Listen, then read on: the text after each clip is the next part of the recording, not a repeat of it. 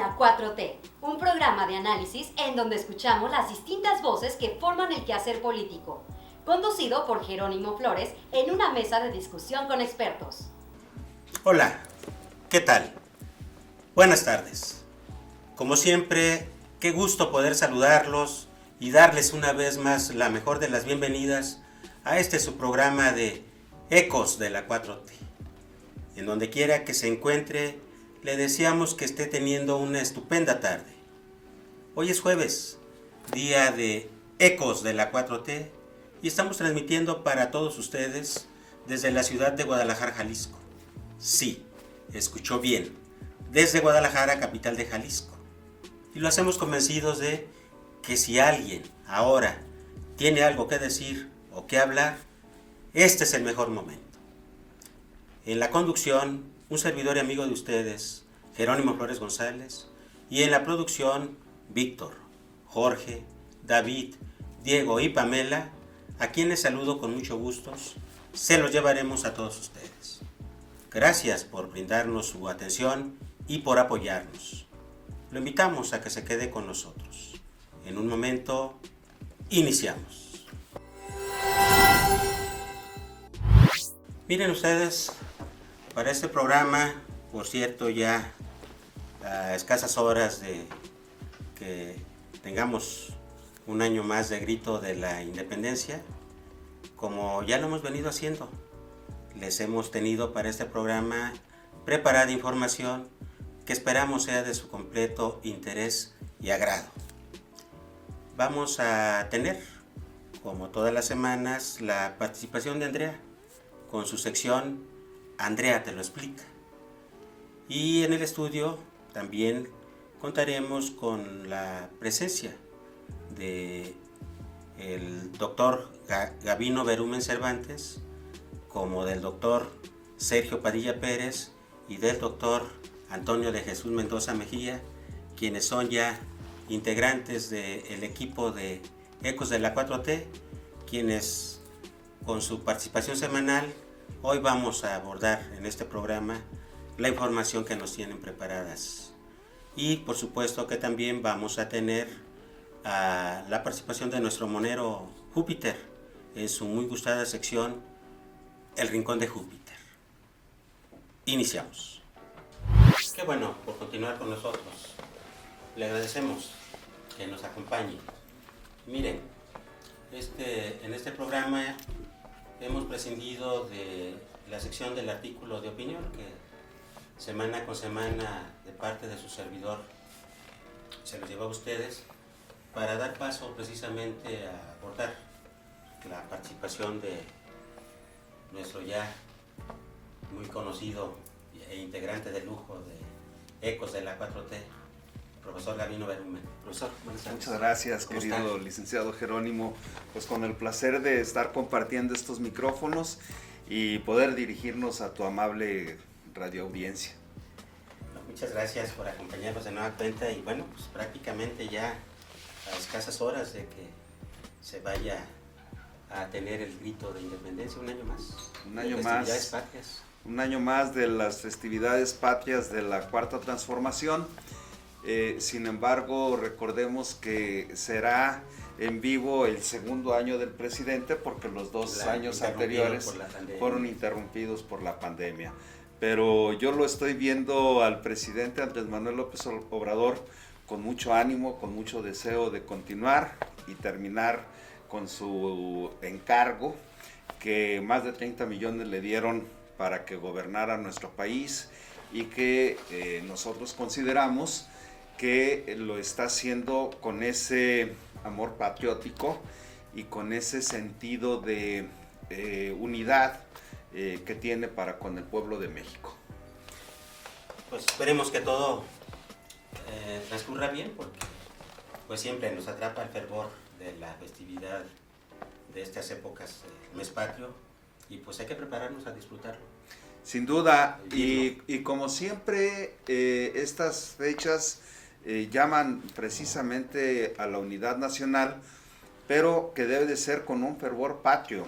Y lo voy a decir en estos términos, que no sea patriotero, que no sea nada más de este día, El fervor patrio se manifiesta día con día en el trabajo, en la familia, en la comunidad. Siempre se debe de estar pensando en cómo co-crear mejores condiciones sociales, políticas, económicas, culturales, pero siempre dentro del marco de la legalidad. Muy bien, bueno, profesor,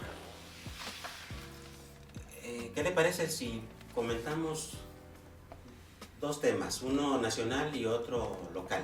Sí, con gusto. En el caso de lo nacional, a mí me parece muy importante la reciente visita del secretario de Estado, señor Blinken, y tuvo una reunión en Palacio Nacional con el presidente donde se abordaron temas de mucho interés para los dos países y creo que todo apunta a que hay una buena armonía entre los gobiernos. ¿Qué lectura le damos a esa visita? Sin duda que es algo que para quienes están inmersos en la responsabilidad gubernamental es un tema toral, porque las relaciones bilaterales, en este caso con el propio gobierno de los Estados Unidos de América, es algo que para nosotros nos debemos de ir acostumbrando, que son de buenas relaciones.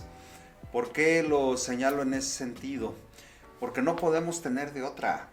Debemos de tener buenas relaciones, buena vecindad, porque tenemos una frontera tan extraordinariamente difícil de pensar que ese tránsito en donde hay una situación de orden económico puede estar franqueada por mala vecindad. Debe de ser de buena vecindad, y así lo ha manifestado el presidente Biden en todos los comunicados que ha tenido con el propio presidente Andrés Manuel, en el sentido de que debe de haber una relación con un pie de igualdad. ¿Qué significa eso? Reconociéndose la autodeterminación que deben de tener los pueblos en cuanto al manejo de sus políticas, tanto internas como externas. Y en ese orden de ideas, el asunto de la política exterior que tiene México, no nada más con los vecinos del norte, sino con todo el mundo, es de una libre autodeterminación de los pueblos para tener el gobierno que su población debidamente elija. Entonces, en ese respeto mutuo, pues el presidente Biden sabe perfectamente que México es soberano, y a lo que aspira el presidente Andrés Manuel es precisamente que se reconozca esa soberanía nacional. ¿Y cómo puede obtener esa soberanía nacional? Con dignidad frente a las contrapartes. Y en ese sentido se ha ganado el respeto el presidente Andrés Manuel, de no nada más del presidente Biden. Ahorita podemos decir que el presidente Andrés Manuel López Obrador es un referente para todo Latinoamérica, y así lo hemos estado advirtiendo en cómo su posicionamiento ha sido muy digno, en el sentido de cuando fue el tema de la reunión de las Américas, de esta reunión que pomposamente se estaba anunciando de que era para que hubiese una relación amistosa con todos los países de América. Pues el presidente dijo: si van todos, sí voy. Si no, si están excluyendo algunos países porque tengan unas diferencias en materia ideológica, y si los excluyen, por supuesto que no voy a ir. Y ahí estuvo el presidente representado por su canciller, Marcelo Ebrard. Oiga, profesor Gavino, yo queriéndole cambiar el apellido, profesor Gavino.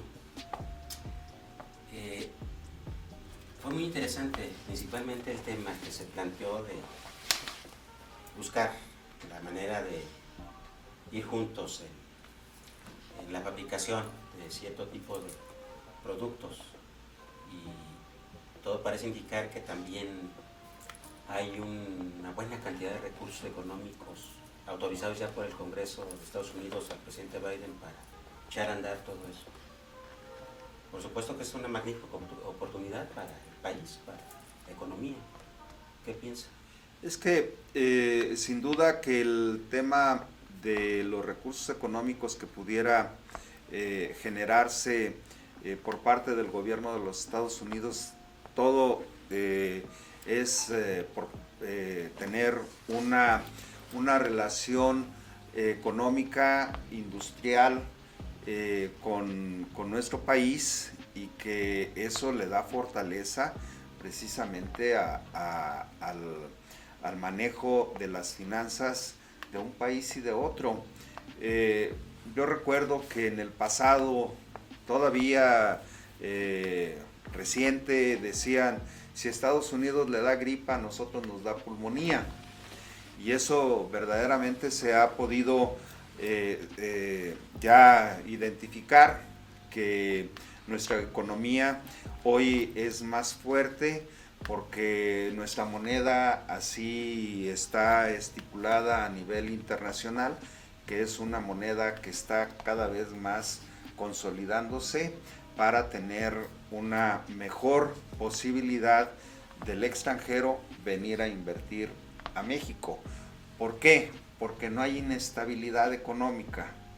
Esa inflación que tenemos ahorita en este momento no es tan descomunal como en los viejos regímenes anteriores, en el que yo recuerdo en la década de los 70s, todavía en el periodo de José López Portillo, donde crujió la economía, teníamos que ir a la tienda a comprar azúcar, y si no comprábamos otra cosa, no nos vendían azúcar.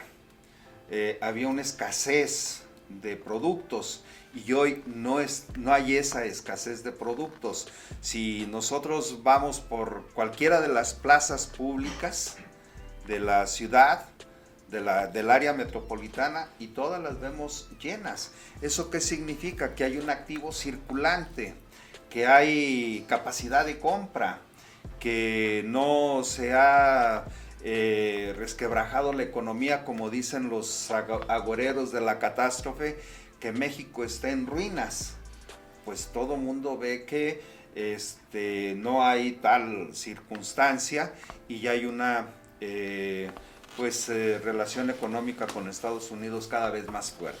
Entonces ese asunto lo reconoce el gobierno de los Estados Unidos, y la presencia de Blinken fue precisamente para darle consistencia a esas relaciones, porque además venía con ese mandato de Biden. Buenas relaciones entre los dos países. Sí, lo que anteriormente eran vecinos distantes, hoy son vecinos muy cercanos, colaborando económicamente en todas las áreas de la industria y de la economía para el fortalecimiento de ambos países. Sin duda que eso va a traer todavía mejores resultados al país. Oiga, ya el programa anterior también, profesor Gavino, nos había comentado que había programado una visita al presidente para la zona de los grupos originarios aquí en el norte del estado. Efectivamente. Y luego también, aprovechando, vino a ver cómo van los avances de la presa del Zapotillo. ¿Qué lectura, de qué relevancia el Estado puede significarle esas dos visitas? Claro que fue muy interesante. Primero, al acudir a la zona norte del estado de Jalisco, donde es una de las zonas más olvidadas de nuestra entidad por su condición geográfica, y que vino a hacerles justicia a los pueblos originarios de la región, que son los birráricas. ¿Cómo estuvo el planteamiento? Que había que hacer un plan de justicia integral. Y ese plan de justicia integral, no nada más para los pueblos dihiráricas de la zona norte de nuestro estado, sino para también los tepehuanes y mexicaneros que se encuentran en la zona de Durango y los coras de Nayarit. Entonces, al hablar de un plan de justicia integral, estamos hablando problemas de carácter agrario, problemas de agua, problemas de reconocimiento a sus ricas tradiciones que tienen estos pueblos originarios, y sobre todo el que se declararan monumentos históricos los lugares donde se reconocen para ellos sus lugares sagrados. Entonces todo esto tiene que ver con un plan de justicia integral.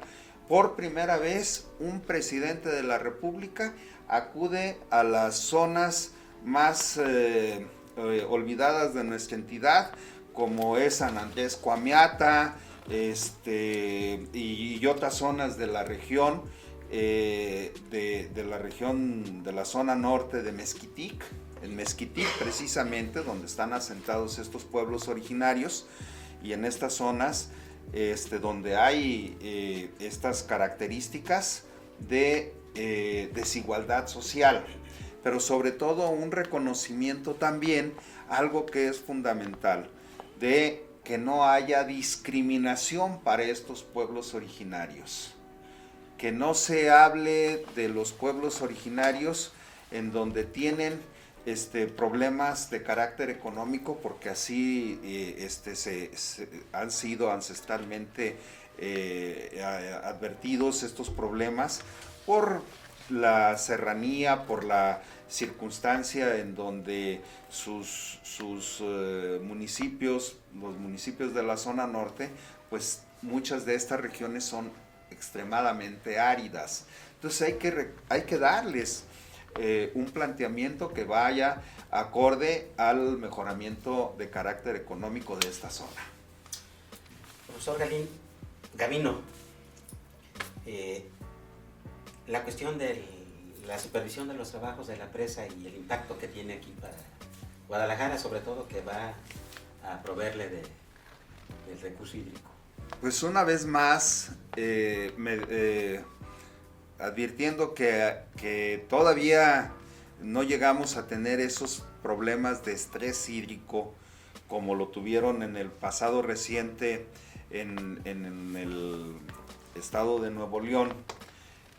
Aquí nada más el año pasado sufrimos unos tandeos por un desabasto de la presa Calderón, pero ahora que ya se va a tener otro embalse, como va a ser la presa del Zapotillo, pues ¿qué significa? Que va a tener garantizado el abasto hídrico la zona metropolitana de Guadalajara. Y yo estoy muy complacido con esta presencia, así como muchos ciudadanos de Jalisco, que estamos complacidos con la presencia una vez más del presidente Andrés Manuel, que viene a aportar lo que le corresponde al gobierno de la federación para que se satisfaga este problema que puede agravarse en los próximos años. ¿Por qué? Porque había un litigio en el cual no se podía avanzar para que se terminara de construir ese embalse, pero dejando ya de lado todos esos amparos y todas esas cuestiones legales que con justificada razón no se quería que la cortina de la presa del Zapotillo se hiciera a los 120 metros, como en el pasado régimen o gobierno foxista quería que así se hiciera para satisfacer otras regiones del estado de Guanajuato, principalmente para León. Y esto no lo queremos decir que fuera egoísta por parte del Estado de Jalisco, sino porque se iban a inundar otras poblaciones como Acacijo y Palmarejo y otro municipio de Cañadas de Obregón, como era Temacapulín. Entonces, cuando hay esta disposición y esta buena voluntad política del presidente Andrés Manuel López Obrador de venir a solucionar los problemas de que los gobiernos anteriores, ni los panistas, ni el priista anterior, ni este gobierno emesista habían dado resultados para que se solucionaran los problemas. Se hizo un problema político y pues se tenía que resolver políticamente este asunto. ¿Y quién vino a resolverlo? El presidente Andrés Manuel López Obrador. ¿Por qué? Porque nosotros podemos decirlo que el presidente tiene piso parejo para todas las entidades federativas, aunque no sean de su partido, porque hoy por hoy el partido Morena gobierna 20 estados de la República y tiene 2 gobiernos estatales aliados, como es el de San Luis Potosí y el de Morelos. Sí.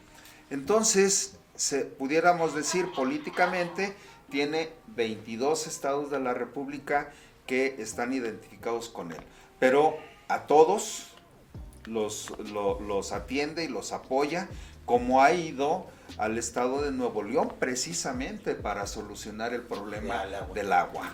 Entonces, nosotros debemos estar satisfechos con la labor del presidente, y que ahora yo advertí a un gobernador más adosado a las políticas federales. Es decir, ahora que visitó el presidente nuestro estado, lo vi al presidente pues muy afable y con el gobierno que encabeza Enrique Alfaro, y a la vez también el gobernador regresándole esa buena pues cortesía política. Entonces, ¿qué se puede colegir de ello? Que hay una buena relación ahora entre el Ejecutivo del Estado y el Ejecutivo Federal, porque yo lo he sostenido siempre, desde que llegó el presidente Andrés Manuel, no ha dejado de lado a Jalisco. Y eso es bueno para los jaliscienses, para todos. Sin duda. Que haya al menos esa cordialidad entre los gobiernos. Porque se gana más con miel que con hiel. Y en la política hay que ponerle inteligencia y capacidad de diálogo. Y lo que le estaba haciendo falta al gobernador, desde mi muy particular punto de vista, era humildad y un diálogo eficaz y eficiente para los jaliscienses. Ojalá y así sigan las cosas.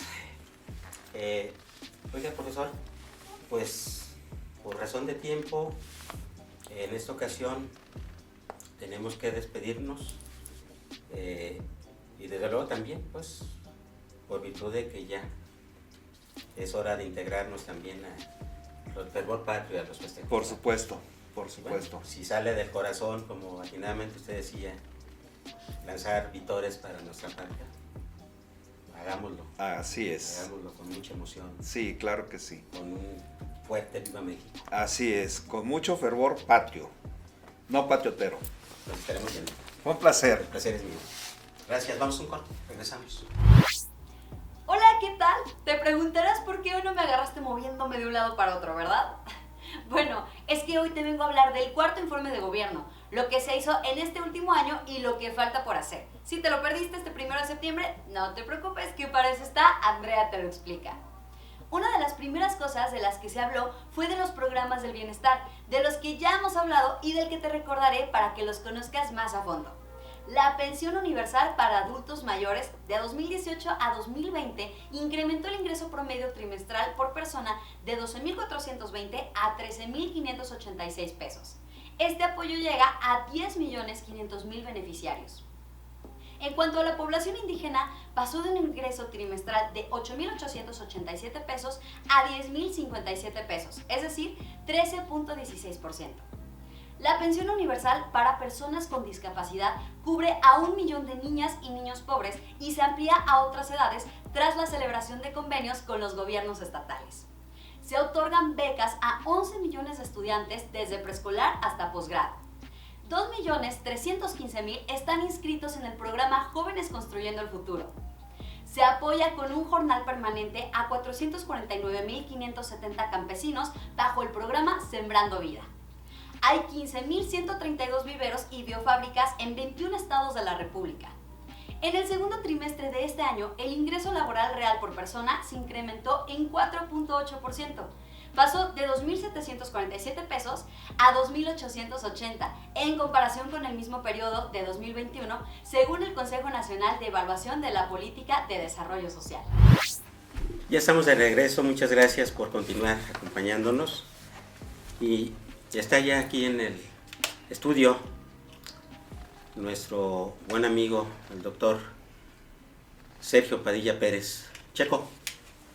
Jerónimo. Qué gusto. Mucho gusto saludarte, gracias por la invitación. También a mí, Checo, hombre, al contrario, para que nos platiques de temas de relevancia, principalmente hoy respecto de un tema que está aconteciendo aquí en el estado de Jalisco, que es que se está impulsando una iniciativa de reforma para el Instituto de Pensiones del Estado de Jalisco, y pues consideramos que, por supuesto que es un tema importante, y teniendo presente, se lo volvemos a hacer del conocimiento de nuestra audiencia, que eres secretario general de un sindicato en donde hay participación de muchos servidores públicos. Pues es un tema que desde luego importa mucho, y en particular a ustedes. ¿Qué es lo que está pasando, Sergio, por favor? Sí, mira, primeramente, bueno, pues nosotros tenemos la representación de la Federación de Sindicatos de Jalisco, que es la FSJ, la cual pues aglutinamos trabajadores del Poder Ejecutivo, Legislativo, Judicial, de los tres poderes, de municipios y organismos descentralizados, los cuales a través de las organizaciones sindicales, bueno, se adhieren a nuestra federación. Y bueno, pues una de las encomiendas que tenemos a nivel estatal, pues es velar por los intereses de los propios trabajadores, máxime en dispositivos legales como lo es la ley del IPEJAL. La ley del Instituto de Pensiones del Estado es una normatividad que fue modificada en el 2009, de la cual en su momento esas modificaciones que se hicieron, pues obviamente afectaron en cierta forma al propio trabajador. En algunas circunstancias nosotros en su momento nos amparamos en tiempo y forma, recuperamos aproximadamente 10 artículos que volvimos a rescatar porque se declararon inconstitucionales, y durante ese tiempo, bueno, pues interpusimos fueron alrededor de 9,500 amparos. Se creó un antecedente interesante del cual quiero señalar que el Congreso del Estado actualmente, después del 2009 cuando se concede el amparo, no han modificado ni armonizado la normatividad del IPEJAL, a pesar de que hubo un pronunciamiento por parte de los colegiados, porque también intentaron continuar en la pelea jurídica, pero la Justicia de la Unión, a través de el Poder Judicial Federal, estableció muy claramente la inconstitucionalidad de algunos artículos, de los cuales hasta el momento no se han armonizado, y ahí están todavía vigentes, aplicándolos en forma irregular a quien se deja. Entonces, ¿sigue esa omisión? Sigue esa omisión. Esta ley tuvo como característica principal, y esto es lo que nos trae efectos de consecuencias muy graves en el sistema pensionario, que el sistema pensionario, el IPEJAL, ha sido la caja chica de todos los gobiernos entrantes, sea del color que sea, no importa el color, todos son iguales. Claro. Todos son iguales. ¿Sí? Todos los colores que entran al gobierno son igualitos. Vienen nada más a despacharse con la cuchara grande, a utilizar el sistema pensionario de los trabajadores como una caja chica para las propias inversiones, y esta normatividad pues tuvo una modificación que nos pareció sumamente grave y que no pudimos quitar, en la cual se establecía que el consejo directivo tenía la facultad discrecional de poder realizar inversiones especulativas con los fondos pensionarios, sin acotar el porcentaje de la especulación en cuanto a la inversión.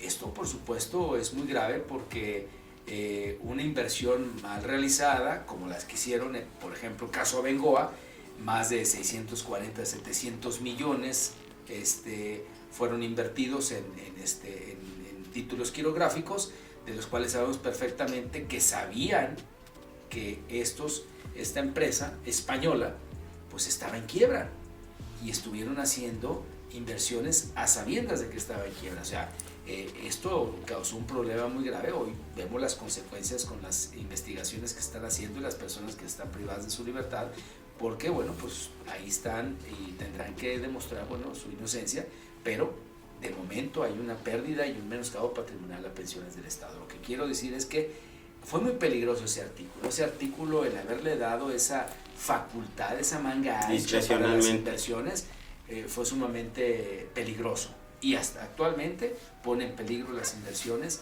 de los fondos pensionarios del futuro de los trabajadores en el Estado de Jalisco. Ya le representó un agujero ahí ese fondo para las pensiones presentes y futuras. Sí, sí, claro. Y bueno, en ese momento, cuando se abre esto en el 2009, aprovechan la gran oportunidad, porque se abre en cancha con esta modificación a la ley, para poder iniciar el gran proyecto de Chalacatepec, al cual se invirtieron 89 millones de dólares. Es un proyecto de mucho dinero. Sí. Ahí está el proyecto todavía, no ha detonado, está ahí dormidito, pero nosotros hemos estado cuidando esa inversión porque al final de cuentas ya el recurso ya se invirtió, ahí está el capital, del cual nosotros lo hemos dicho inclusive con los inversionistas cuando nos explicaron cómo estaba el proceso. Yo dije, bueno, de antemano yo les digo que ese recurso económico que ustedes tienen ahí es de los trabajadores, y en esas inversiones que se hicieron, el trabajador no está esperando a ver qué sucede con su capital, es un socio de ustedes y por lo tanto tenemos que estar observando hacia dónde va ese recurso y cómo se está manejando. Oye, Checo, esta inquietud actual, porque inclusive ayer que caminaba yo por el centro de la ciudad, por la Plaza de la Liberación, veía, sí creo que ayer fue una manifestación importante y creo que fue también respecto de este tema, pues, de que pudiera presentarse esta iniciativa de reforma a la ley. ¿Cuál es el problema que tú le encuentras o por dónde pudiera venir y en todo caso la trascendencia y los pros y los contras? Pues mira, parece que ahí se manifestaron jubilados y pensionados en ese evento. Nosotros, por supuesto, que estamos haciendo lo propio en nuestras propias movilizaciones, y creo que el Congreso del Estado abrió una mesa de diálogo, de discusión, para poder establecer los parámetros a una posible modificación a la propia ley de pensiones del Estado. Nosotros no estamos de acuerdo en cuanto a que se tenga que, al parecer, una iniciativa que ahí está, a lo mejor ya la bajaron, pero ahí la tienen, ahí sí hay una iniciativa, y esa iniciativa establece el incremento de las cotizaciones de los trabajadores ante pensiones del Estado. Por supuesto que nosotros en la ley del 2009 ya sufrimos un incremento que se venía dando y que se dio de una forma paulatina, donde los trabajadores cotizaban 5% y paulatinamente subió hasta el 11.5 en 7 años. Las autoridades patronales, de tener el 8%, se fueron incrementando hasta el 21.5. Entonces, sí hubo incrementos que establecieron en esos términos con el propósito de recapitalizar a pensiones del Estado. Eso nosotros inclusive nos amparamos, esa fue de las cosas que no pudimos lograr, pero en su momento también presentamos, junto con los maestros, presentamos una iniciativa donde establecíamos muy claramente el proceso de la especulación en cuanto a la inversión, que tenía que haber un comité técnico de inversión muy responsable, donde inclusive este comité tenía que ser nombrado por expertos, tenía que dejar una fianza para poder ser parte de este grupo de expertos en la inversión, y que en un momento dado también ellos tuvieran una responsabilidad por una inversión mal hecha, ¿sí? Y además que el porcentaje de la inversión especulativa que se pudiera hacer a través de este comité técnico tuviera un parámetro, para que el consejo directivo no tuviera manganche. Creo que hay que hacer una reforma a la propia ley de pensiones del Estado, pero una reforma que verdaderamente sea discutida por los propios trabajadores. Deben entender el gobierno, ¿sí?, y las autoridades que ellos sí son únicamente un gobierno en turno que está administrando los recursos económicos de los propios trabajadores. Es el capital social de los trabajadores y que a ellos les corresponde administrarlo en forma correcta. Yo creo que si Medina Asensio viviera, se moriría del coraje de ver lo que están haciendo con su instituto. El instituto realmente, en cuanto a su conformación, tuvo una gran proyección para el beneficio de los trabajadores, pero desafortunadamente todos los gobiernos en turno han venido a sacarle dinero. Es una de las cosas que primero hay que crear candados para evitar que se siga saqueando al sistema pensionario. No podemos de ninguna manera, como lo pretenden hacer, y la iniciativa viene en esos términos, de volver a incrementar las cotizaciones. Eso es un crimen realmente, porque inclusive hasta los municipios o algunas otras instituciones no tienen ni siquiera la capacidad. Sobre todo los municipios ni siquiera tienen esa capacidad. Necesitan mucha disciplina fiscal para empezar a pagarlo. Ahorita ya es obligatorio, lo tienen que hacer, pero no se trata de venir a incrementar las cotizaciones, sino evitar que los fondos pensionarios se sigan fugando. El plan es cómo tapamos las fugas en vez de que le estés echando. No es ponerle más, es tapar las fugas, porque hay manejos muy discrecionales por parte del propio instituto y de sus propios funcionarios, y obviamente está mal distribuido ese recurso. El Instituto de Pensiones del Estado, a través de los propios funcionarios y quienes administran, se despachan con la cuchara grande. No puedes tú sostener que los propios, y digo, no estoy en contra de eso, qué bueno que los beneficios van creciendo, pero no podemos estarle pagando a un trabajador ordinario ni a los funcionarios, ¿sí?, consultas de carácter privado cuando deben de estar dados de altas ante el Seguro Social. Oye, Checo, en el diagnóstico que tú tienes, con la información o con datos duros, ¿cuál es el estado actual entonces en que se encuentra el fondo de pensiones para cumplir con los que en el presente se están pensionando y pensando también en un futuro para los que se integrarán a este estatus? ¿Cómo lo ves? ¿Está crítico la situación o puede haber ahí alguna forma de, como tú dices, tapándole agujeros, que se pueda esto ir corrigiendo? Mira, Jerónimo, hay muchas ambigüedades en todo esto.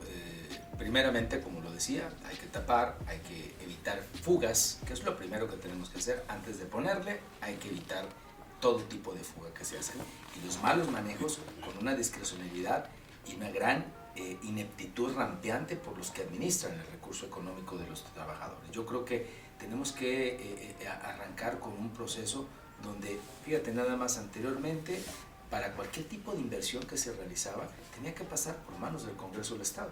Por supuesto que eso no es garantía, porque sabemos quién ordena a los diputados lo que tienen que hacer, y que obviamente esa autonomía, esa soberanía legislativa que se tiene en el Congreso del Estado no existe en este momento. Claro que no la hay. Se palomea y por lo tanto, desde arriba el Ejecutivo les indica y les da órdenes y lo hacen. Ya, ahorita no te garantiza nada, pero al menos había esa discusión entre las fracciones parlamentarias, y había una discusión ciudadana de los diputados en decir hacia dónde iba el recurso de los pensionados. Hoy en día yo creo que eso tiene que cambiar. Anteriormente era así, hoy le da la facultad al Consejo Directivo, y creo que esto debe de democratizarse a los trabajadores. ¿Qué mejor que el propio trabajador quien administre y que cuide su recurso económico? Porque los que llegan al gobierno en turno llegan a administrar, pero llegan a ver qué se roban. Nomás vienen a saquear, porque eso es lo que hacen, ¿sí? Y cada sexenio hemos visto cómo caen personas a la cárcel por el mal manejo. Creo que desde ahí hay una ambigüedad. Por ejemplo, en el periodo de Jorge Aristóteles Sandoval, a la mitad de su periodo, se presumía, y yo lo platicaba en su momento con el propio director, que el sistema pensionario del IPEJAL tenía un promedio de vida, fíjate, y es la viabilidad que deben de tener. Decían, tenemos un promedio de manejo administrativo y de vida por 100 años. 100 años es una maravilla. Sí, cómo no.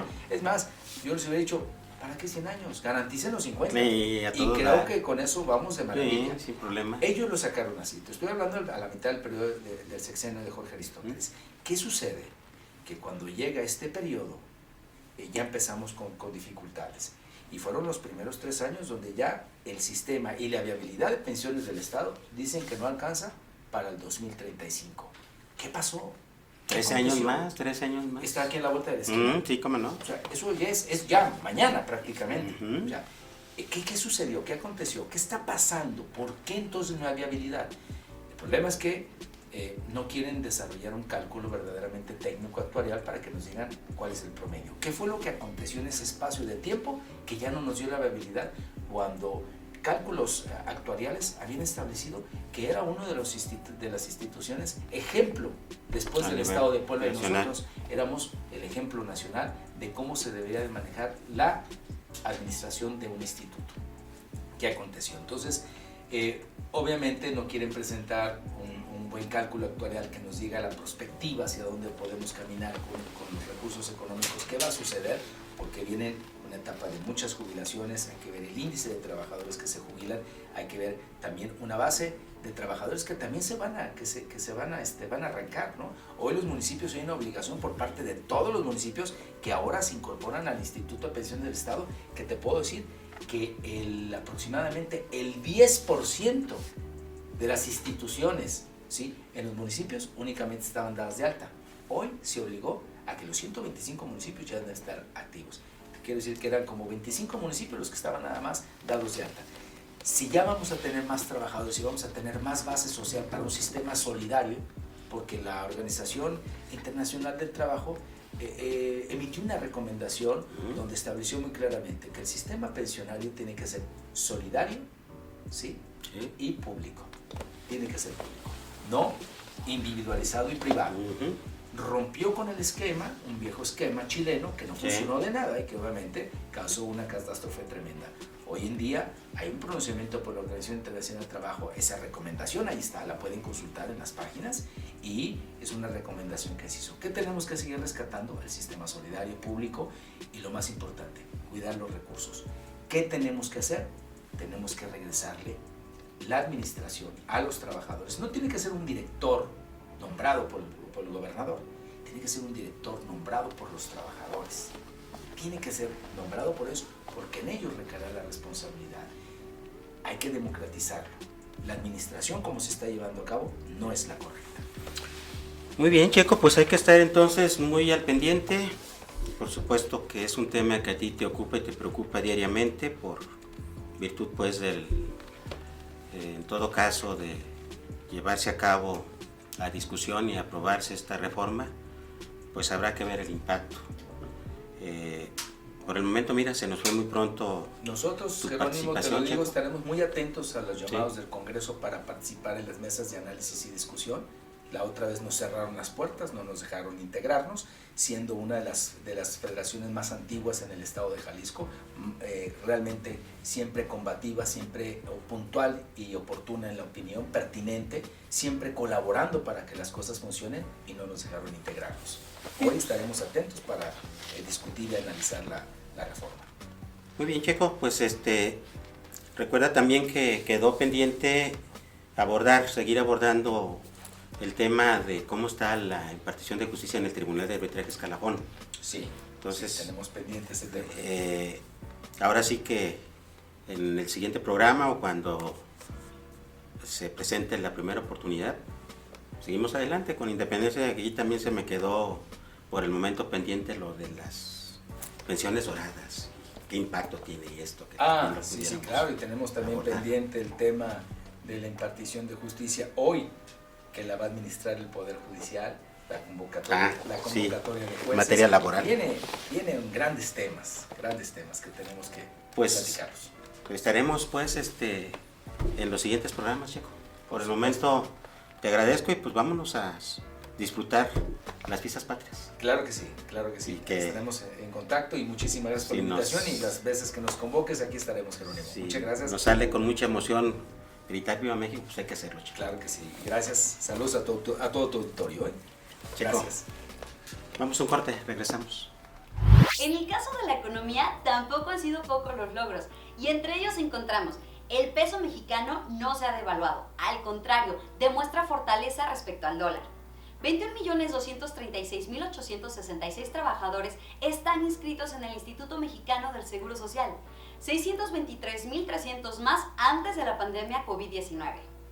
De acuerdo con la última encuesta nacional de ingresos y gastos de los hogares del INEGI de agosto a noviembre de 2020, en plena pandemia, mientras que en 2018 los más ricos ganaban en promedio 18 veces más que los pobres, en 2020 la desigualdad se redujo a 16 veces. México está considerado en el mundo como uno de los países con más potencial para invertir y hacer negocios. En el primer semestre de este año, la inversión extranjera directa creció en 12% en comparación con el mismo periodo del año pasado. El comercio bilateral de bienes entre Estados Unidos y México alcanza los 384.000 millones de dólares este año. Si bien parecería que no hemos avanzado en el rubro de economía, a pesar de la crisis mundial donde otros países se las están viendo negras, México se ha mantenido estable. Pero eso no es todo, así que vayamos al próximo video. Ya estamos de regreso, gracias por continuar con nosotros. Y maestro, ya está aquí con nosotros el maestro Antonio de Jesús Mendoza Mejía para apoyarnos con su participación semanal. Maestro, ¿qué tema hoy quiere que le compartamos a la audiencia, por favor? Yo creo que un tema que tenemos que reflexionar es precisamente los destapes adelantados, las ambiciones políticas adelantadas que hay en Jalisco. Adelante, maestro, por favor. ¿Por dónde le entramos? Yo creo que uno de los temas es precisamente preocupante para los servidores públicos, para los que están sujetos precisamente a ser mandantes de la sociedad, comenzar ya con sueños para llegar a posiciones futuras, si es que precisamente las condiciones le dan, pero de manera muy anticipada. A un primer año de gobierno en Jalisco, vemos precisamente en un partido naranja destapes anticipados. Quizás quieran seguir una línea que ha seguido políticamente el genio de la política en México, que se llama Andrés Manuel López Obrador. Es un hombre que sabe jugar el ajedrez de la política, sabe precisamente manejar las piezas de los peones, de los reyes, de las reinas, de los caballos, de las torres y los alfiles. Con inteligencia dobla, pero también con inteligencia maneja un proyecto de nación, que hoy le llaman precisamente corcholatas, porque él así le denominó en una mañanera. Acuérdense que las corcholatas son parte que embonan en un envase, se destapan. Jalisco quiere llevar un ejemplo muy similar a través del partido del gobierno del estado. Los morenos quieren tener una línea muy similar al partido precisamente del poder federal. Pero los que sabemos precisamente de los enfoques políticos de Jalisco, al menos yo considero que es más que un destape, un desgaste prematuro sobre las actividades del gobierno municipal. Y en ese gobierno municipal pues ya comenzaron precisamente una ambición desmedida por participar en los municipios de más trascendencia económica y política, sobre todo como es Guadalajara. Ayer, por ejemplo, Zamora de Tlacomulco, como fue muy claro, se destapa precisamente para Guadalajara. O para Jalisco, dice. O para gobernador del estado de Jalisco. Así yo leía una nota informativa. Clemente, El senador. se destapa también. Incluso vemos ya una precampaña que es violatoria precisamente al Instituto Político Electoral, que es violatoria al principio precisamente de servidor público.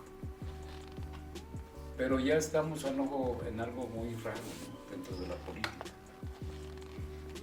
Y la política en Jalisco, ¿cómo la podríamos denominar? El presidente denominó en el centro las corcholatas, pero en Jalisco todavía falta darle un adjetivo, pero un adjetivo precisamente calificador ante este fenómeno político. Yo siento precisamente que son destapes espumosos. Espumosos. Cuando se bate una botella y sale el gas y sale la espuma. Y que no tienen consistencia, no tienen sabor y solamente son destapes al ocio y al aventura, sin estructura política. Pero bien. ¿Y el de Guadalajara cuándo dio su informe? Creo hoy, ¿no? El señor Pablo Lemus. Lemus lo dio, pero Lemus parece ser que tuvo un problema muy serio ahí en el parque Agua Azul. El problema serio es que no tuvo el consenso de su oposición. Y ante la ausencia de la oposición, Lemus da su mensaje. Y el otro mensaje precisamente de Lemus es que fue un mensaje de retórica. Es decir, solamente de letras y no de números. Hicimos, propusimos, disminuimos, trascendimos, pero no hay un número. Y los informes se hacen precisamente a través de la administración pública con números. Y parece que el informe de Lemus le faltó la numerología correspondientemente. Comentan los politólogos que precisamente fue un informe de victorias, pero no de realidades. Yo no le veo realidades al gobierno municipal de Guadalajara. Realidades constructivas, claro. Ha hecho volardos por todas partes. Pero el volardo no es significativo. Por ahí precisamente hay esas chapopotas en algunas calles, pero tampoco es significativo. Un problema que tenemos precisamente en Guadalajara se llama basura. Y la recolección de basura es una necesidad urbana, de salud pública también. Sí, y el paisaje urbano por las calles, cuando no pasan, ahí se ven las bolsas. Y cuando no pasan, es muy seguido. Muy complicado. Muy seguido. Yo platicaba con el señor que me recoge la basura, por ejemplo, en Guadalajara, en la calle donde yo vivo, y me decía, bueno, esos camiones que usted ve ahí caminan con gasolina. Y esa gasolina proviene de un contrato de trabajo y de servicios y de negocio que se hace con el Ayuntamiento de Guadalajara. Pero también el Ayuntamiento de Guadalajara desde hace muchos años dejó el servicio público en esa recolección de basura y se lo dio a las particulares. Hoy se comenta en un problema muy raro de que no hay dinero, que incumplen, pero si cumplen o no cumplen, el servicio tiene que seguir. Claro. Es como las ambulancias. Y es de los prioritarios. Exacto. Oiga, para la salud pública de la población. Exacto. Oiga, maestro Antonio, esta situación pues tan anticipada de esos actores políticos, y por supuesto que los mismos están actualmente en funciones públicas muy importantes, pues en este caso usted mencionaba a un senador de la República y a dos alcaldes, el de Tlajumulco y el de aquí de Guadalajara. Eso a la sociedad y al Estado, ¿qué le puede representar? ¿Inestabilidad? ¿Inquietudes? ¿De qué índole usted es donde ve? Yo desde mi estos particular... espumosos destapes, dijo usted. Espumosos candidatos. Candidatos, perdón. Yo creo que precandidatos. Ah, sí, precandidatos. Yo creo que esta situación genera desilusión. Ah, desilusión. ¿Por qué? Porque votamos porque cumplan precisamente su periodo constitucional. Votamos porque hagan un trabajo apegado precisamente a la norma constitucional. Votamos porque hagan una actividad en beneficio de los ciudadanos. No votamos por intereses particulares. Si hayamos votado por intereses particulares, bueno, es otra visión. Si hayamos votado por los negocios particulares, sería otra visión correspondiente. Pero votamos precisamente para que fueran mandatarios, es decir, para que fueran nuestros servidores, para que estuvieran precisamente atentos a nuestras necesidades, a resolver toda la problemática social, política, económica, educativa de los municipios. No votamos para que ellos salgan precisamente con anticipación de que se me antoja ahora el proyecto político A 2024 contener A. Yo creo que los informes de cada edil en Jalisco deben de ser de respeto a la ciudadanía, no a las ambiciones personales, porque si yo tengo las ambiciones personales y doy precisamente una cara opuesta a mi proyecto político y a mi proyecto de vida, tergiverso precisamente los ideales y corrompo la política. Esa es la situación que yo veo en Jalisco. Se está corrompiendo la política a través de ambiciones personales por un partido naranja. Sí, creo que esa es una situación que nos puede precisamente perjudicar de manera política a los actores ciudadanos. Y eso genera lo que comentaba en un principio, desilusión. ¿Por qué? Porque a lo mejor no voto. Porque hay una misión. Muy bien, quiero Guadalajara. Vengo de Tlajomulco, quiero de Guadalajara. ¿Por qué no hablar de trascender en 6 años y buscar a lo mejor una diputación, pero no un destape previo a un municipio administrativo que genera poder? Porque acuérdese bien que el poder se da en la nómina. Y la nómina de Guadalajara tiene miles de trabajadores. Oiga, perdón que lo interrumpa, maestro, y a propósito de Guadalajara, el actual alcalde se vino de gobernar 2 trienios allá a Zapopan, Claro. y ahora todo apunta pues a que el municipio de Tlajomulco pues querría repetir la misma dosis, porque pues, se va con el segundo mandato allá en Tlajomulco. Exacto. Entonces Guadalajara se va a convertir en ese fenómeno curioso, pues. Es el queso de la discordia política en esos momentos, en los actores espumosos de Movimiento Ciudadano. Y yo creo que aquí se ocupa la calidad humana de los presidentes municipales de la zona metropolitana. Todos quieren. MC quiere Guadalajara, pero todos quieren Guadalajara. Tonalá quiere Guadalajara, Frangé no se ha postulado, Lemus quiere ser gobernador, Zamora quiere Guadalajara, pero ¿qué significa Guadalajara? ¿Servicio o negocio? Y esa es la hipótesis y esa es la problemática que nos estamos enfrentando. Y yo creo que los ediles están para servir, y los que entendemos un poquito el derecho municipal. El derecho municipal es precisamente esa institución jurídica que estudia los reglamentos municipales y estudia también el desarrollo urbano correspondiente, pero también sobre todo los servicios. Recordemos que los presidentes municipales son convertidos constitucionalmente precisamente en administradores de un gobierno municipal. No es un poder, es un proceso administrativo, pero un proceso administrativo que tiene un cabildo, tiene un aparato legislativo muy, muy propio, que tiene una historia municipal desde la colonia, pero que también es parte precisamente de este proceso donde tiene que dar eficiencia y eficacia a los servicios públicos. ¿Cuáles son los servicios públicos más elementales? Por los que marca el 115 constitucional, que eso es importante. Y ese 115 constitucional va desde la carne, que son los rastros, hasta la muerte, que son los cementerios. Y de ahí póngale más.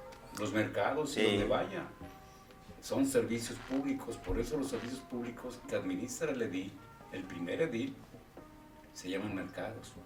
Y los mercados municipales son tan importantes que se convierten en factores de convivencia Y de lo contrario, si no hay convivencia, ¿para qué practicamos en el discurso la cultura de la paz?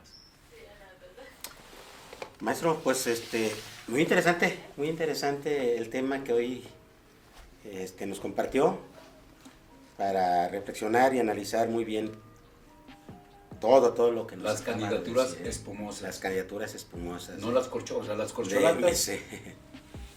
Maestro, pues son morenas. Los espumosos. Maestro, pues ya prácticamente llegamos al final del programa y además pues hay que integrarnos ya a las festividades patrias, maestro. Así es. Hay que Así es. gritar con mucha emoción, pues. El Viva México. El Viva México. Pero no solamente que sea en el grito, que sea en el corazón. Por supuesto que sí, maestro. Le voy a pedir que nos acompañe para ir a la conclusión del programa. Vamos a la otra parte del estudio, al rincón que más le gusta a Júpiter, al rincón de Júpiter.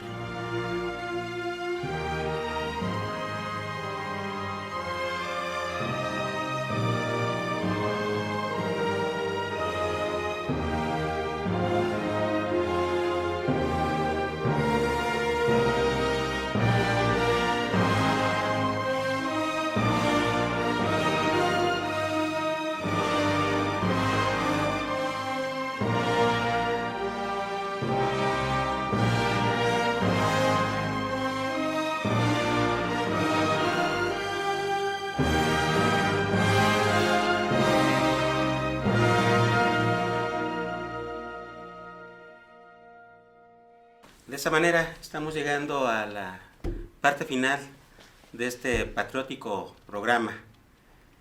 Hoy es jueves 15 y bueno, si tiene la oportunidad de unirse a las festividades patrias y le sale desde lo más profundo de su corazón, grite con emoción, ¡Viva México! Nos vemos hasta la próxima, maestro. Un placer, maestro Jerónimo. Nos despedimos no sin antes recordarles que estamos transmitiendo desde Guadalajara, Jalisco. Sí, escuchó bien, desde Guadalajara, Jalisco. Nos vemos para la próxima. Gracias.